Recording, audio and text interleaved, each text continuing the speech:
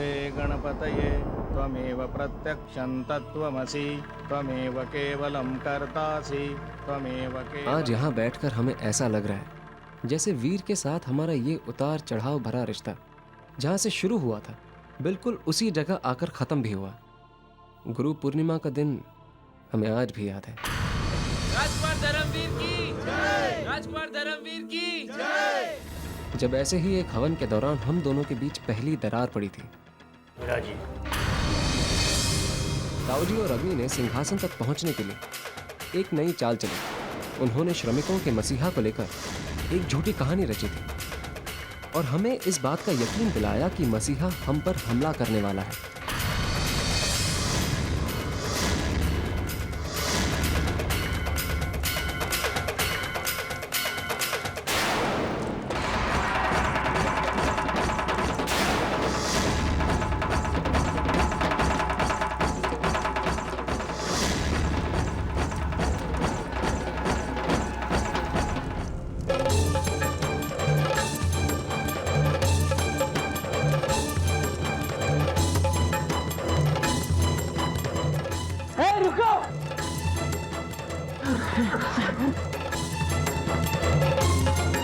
यहाँ पर कुछ ठीक नहीं है। हाँ दादा, वो दादा मुझे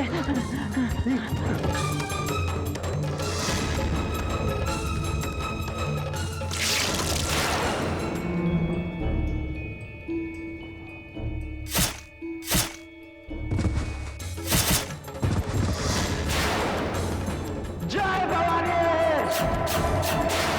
जय भवानी, जय भवानी।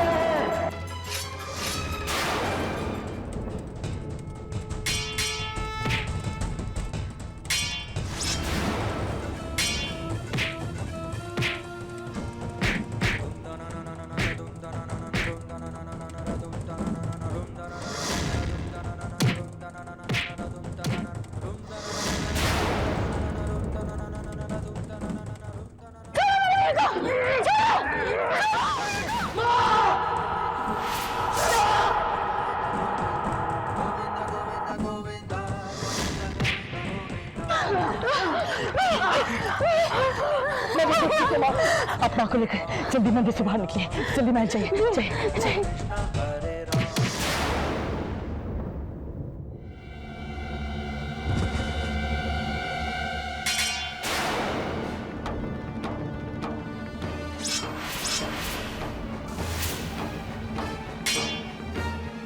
कौन हो तुम? मैं श्रमिकों का मसीहा। नहीं, तुम श्रमिकों के मसीहा नहीं हो सकते। क्यों मसीहा का नाम इस्तेमाल कर रहे हो? हाँ?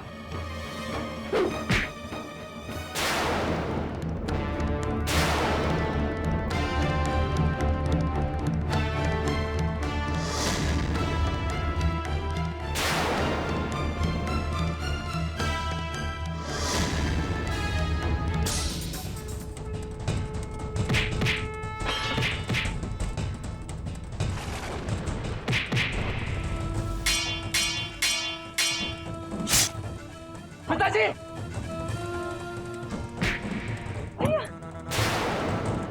पिताजी नहीं नहीं, भागो!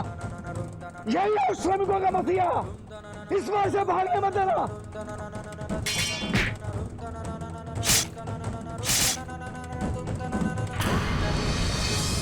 ये मसीहा अभी भी जिंदा है पिताजी।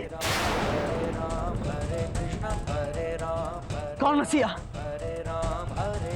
किसका मसीहा? आखिर आप लोग किसकी बात कर रहे हैं?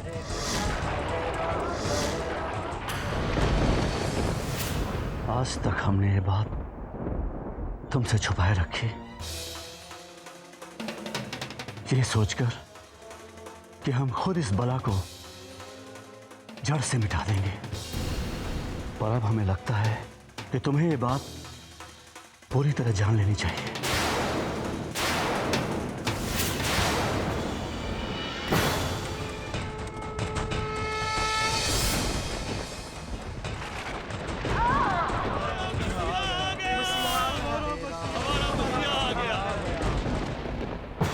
पीड़ा की भविष्यवाणी सच हो गई। श्रमिकों का मसीहा जिंदा बच गया। हम तुम्हें एक ऐसा आर्यनगर सौंपना चाहते थे जिस पर इस खतरे का साया भी न हो, और हम अपनी लड़ाई हार गए भी।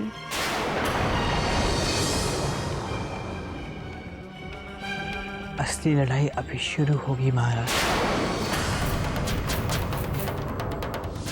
आप चिंता मत कीजिए। मेरे होते हुए चाहे कोई भी मसीहा हो या फिर कोई भी दुश्मन, वो आर्यनगर की ओर आंख उठाकर भी नहीं देख सकता।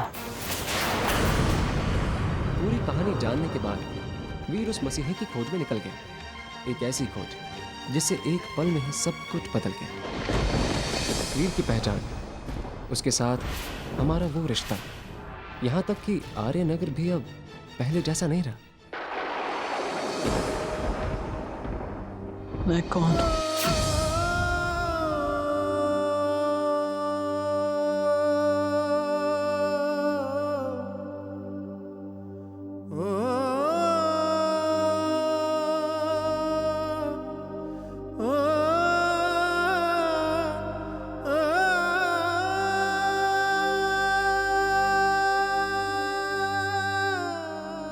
मैं कौन हूं?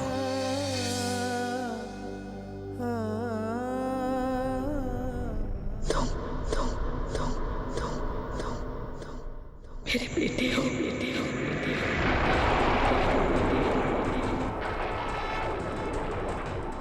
हम श्रमिकों के मसीहा होते।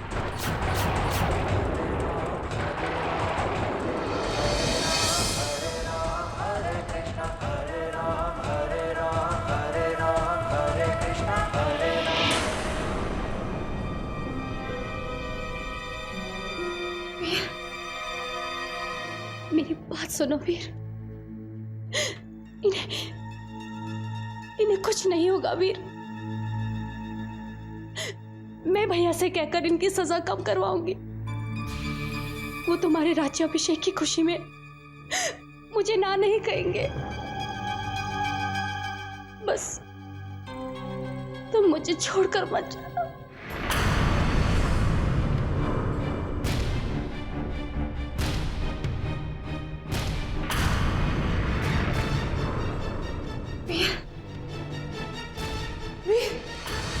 इस बात से वीर को सदमा जरूर पहुंचा था, पर सच्चाई जानने के बाद वीर ने श्रमिकों के प्रति अपने कर्तव्यों को पूरी दृढ़ता के साथ स्वीकार भी किया।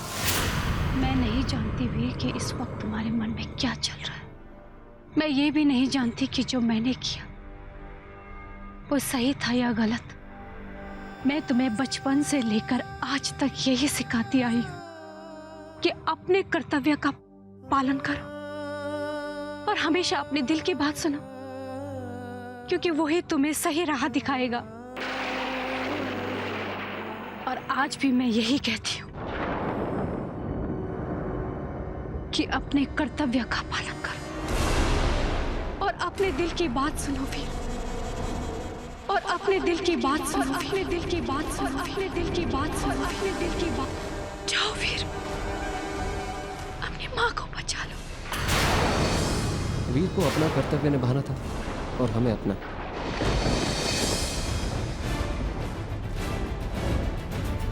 हमारा मसीहा आ गया। हमारा मसीहा आ गया। हमारा मसीहा आ गया।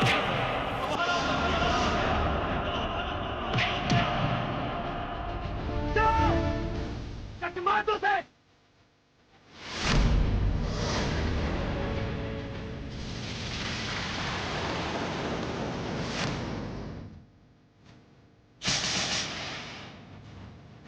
श्रमिकों का मसीहा, आर्यवर्तों का दुश्मन। जी हाँ, किसी को जड़ से मिटाना था हमें, पर हमें क्या पता था कि इस चुनौती को पूरा करने के लिए हमें अपने भाई, अपने सबसे अच्छे दोस्त को ही अपना निशाना बनाना होगा।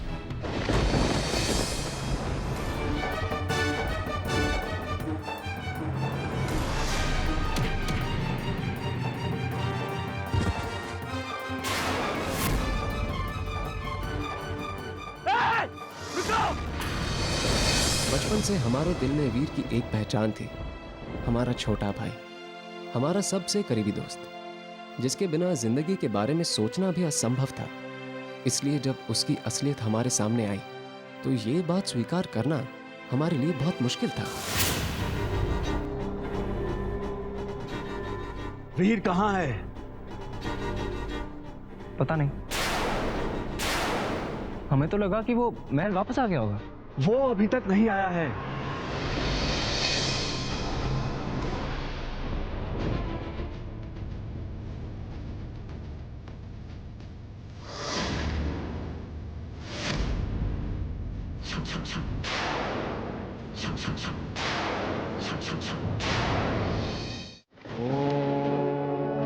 नमस्ते गणपतये त्वमेव प्रत्यक्षं तत्त्वमसि महाराज, जिन्होंने कहा है ये श्रमिकों का मसीहा है।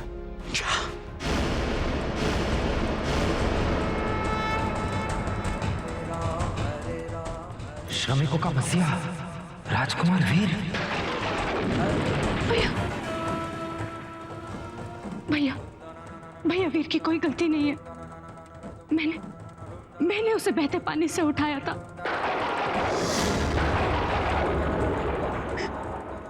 मैं अपनी ममता के आगे मजबूर थी भैया। झूठ है ये सब।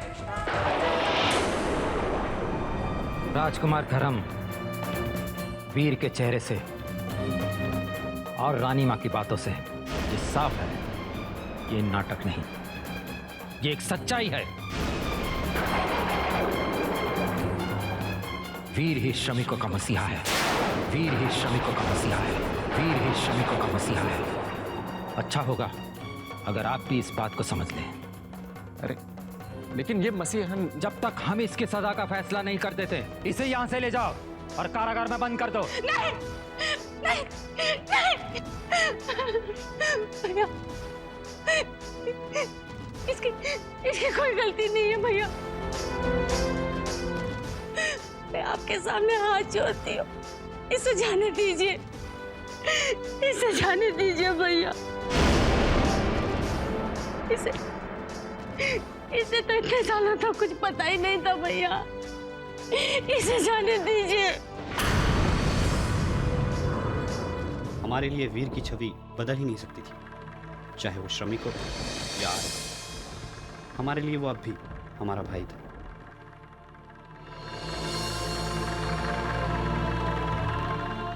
चलो वीर, हम तुमसे बात करें, चलो।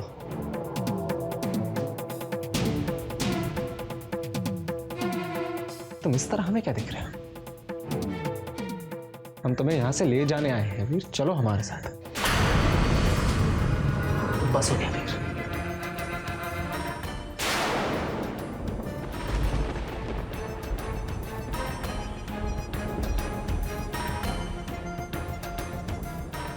मैं सिंहासन पर नहीं बैठ सकता था। क्यों? क्योंकि तुम अब एक आर्यवर्त में एक श्रमिक हो, इसीलिए। रिश्ते हमेशा खून से नहीं बनाए जाते वीर। हम मानते हैं कि तुम एक श्रमिक हो, पर तुम हमेशा मेरे भाई थे वीर, और हमेशा रहोगे। और यही हमारे लिए सबसे बड़ा सच है, और कुछ नहीं।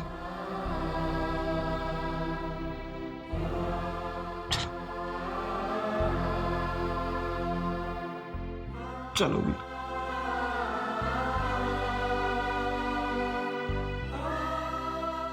धर्म,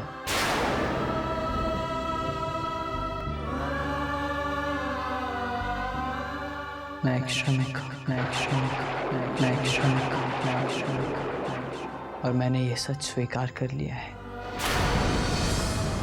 वीर ने अपनी असलियत और अपनी जिम्मेदारी पूरी तरह से स्वीकार कर ली थी, और हमें भी वही करना था। आर्यनगर को एक नए महाराज की जरूरत थी, और हमें उस स्थिति में रहकर वही करना पड़ा जो हमारे राज्य के हित में था। हम समझ सकते हैं कि इस वक्त तुम्हारी क्या स्थिति होगी, किस पीड़ा से गुजर रहे होगे तुम, पर ये वक्त सोचने का नहीं है, आर्यनगर को उसके महाराज की जरूरत है, और वो महाराज तुम हो।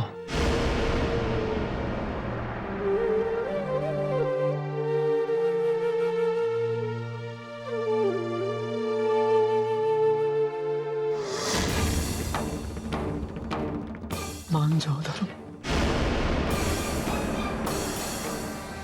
आर्यनगर की खातिर, आर्यनगर की खातिर, आर्यनगर की खातिर, अपने पिता के खातिर, अपने पिता के खातिर, अपने पिता के खातिर।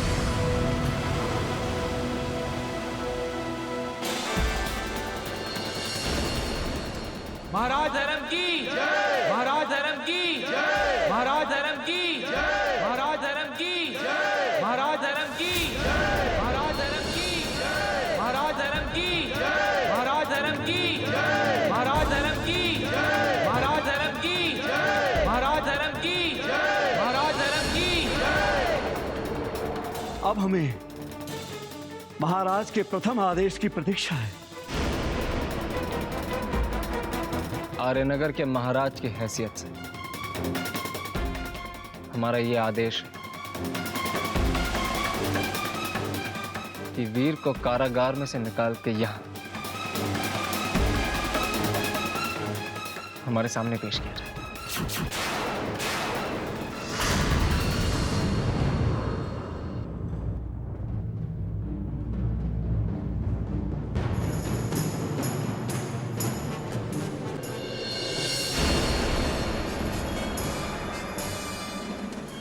आर्यनगर के महाराज होने के नाते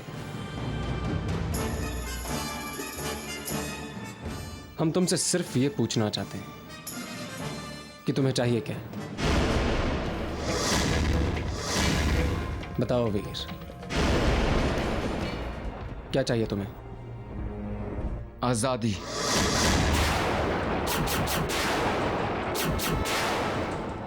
मुझे अपने लोगों के लिए आजादी चाहिए।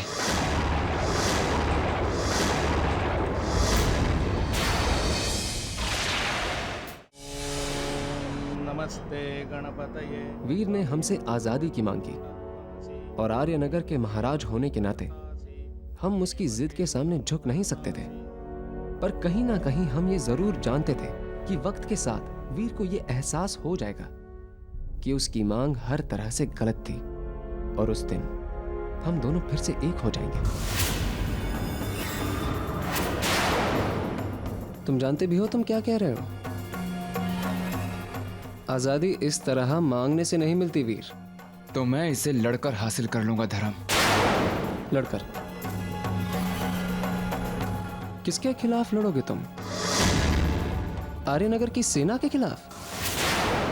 तुमने ये सोच भी कैसे लिया कि चंद कमजोर श्रमिकों के साथ तुम इतनी बड़ी आर्यनगर की सेना के खिलाफ लड़ोगे? मैं लड़ना सिखाऊंगा उन्हें धर्म। तुम समझते क्यों नहीं वीर? समझ तुम नहीं रहे हो धर्म। मुझे अपने लोगों के लिए ये करना ही होगा। तो तुमने ये फैसला कर लिया है? हाँ। तो ठीक है, जाओ जाके अपनी लड़ाई की तैयारी करो। सबसे पहले हम तुम्हें आजाद करते हैं। उस वक्त हम ये समझ नहीं पाए कि श्रमिकों की आजादी के लिए वीर किस हद तक लड़ने के लिए तैयार था। हमें आज भी वो दिन याद है जब वीर महल छोड़कर हमेशा के लिए चला गया और हम उसे रोक भी नहीं पाए। जी।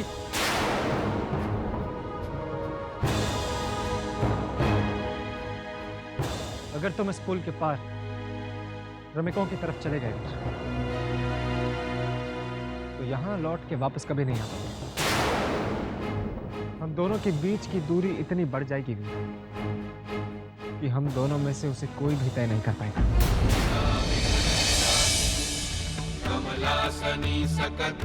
पर मन ही मन ये प्रार्थना करते रहे कि वो जल्द ही अपनी जिद छोड़कर महल वापस लौटे।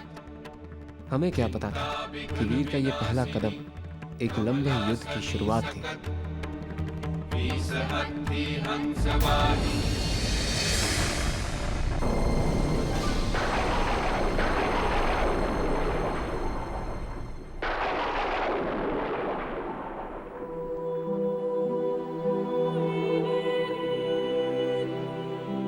उस दिन के बाद हमारे बीच की दरार और गहरी हो गई। हम दोनों की अपनी अपनी जिम्मेदारियों ने हमें एक दूसरे का दुश्मन बनाकर खड़ा कर दिया।